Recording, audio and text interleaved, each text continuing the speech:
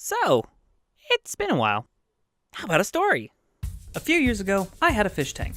It was a lively tank. It had guppies, platies, mollies, and some shrimp, and for a very brief time, there was a catfish. He was an asshole. Real quick, let's just rewind for a second. On this fateful day, as usual, I went to the pet store. I spent a good half hour looking at all the fish. As a side note, picking what fish you want in a fish tank isn't easy. As such, after figuring out which new fish I wanted, I went to the fish expert. They have a mastery over all things fish and fish tanks. They can answer any question you throw at them. So on this day, I had decided to get 4 cherry shrimp, 1 catfish, and 1 beautiful betta. Knowing that I already had fish at home, I asked the fish expert, how will these guys do in my tank with my other fish? Oh, they won't be any problem. Cool.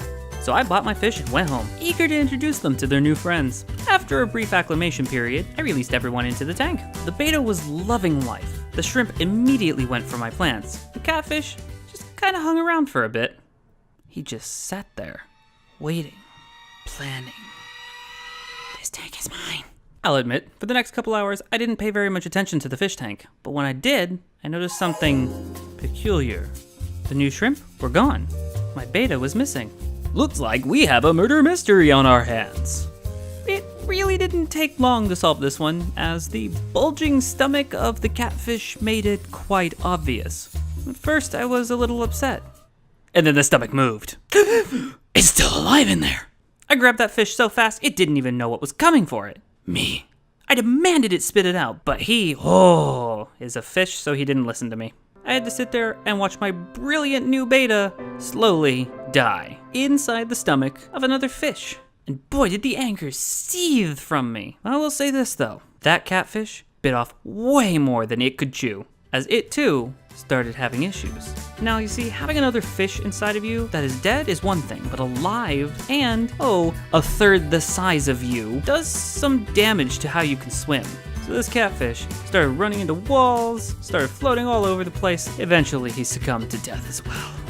Aside from the fact I'm pretty sure his stomach exploded, but in the end, I went back to the pet store and demanded that the expert give me all my money back.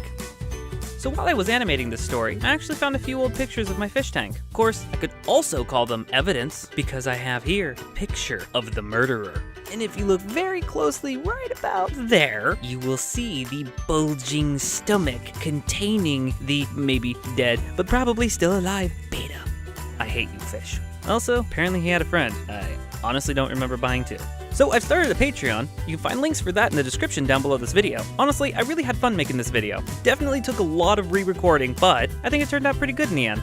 If you want to listen to the full recording, bloopers and all, consider becoming a patron. I've put the full audio file up there for your listening pleasure. And for those of you who don't know, I draw a comic called Reality Quest, which you can find a link to also in the description. Do you have any stupid pet stories? Share them in the comments below because I really want to hear those. Here are a couple other videos for you to check out if you like this one. Also, hit that like button and maybe subscribe if you don't want to miss the next animation. I don't have a catchphrase. So, this is Gary from a Closet, over and out.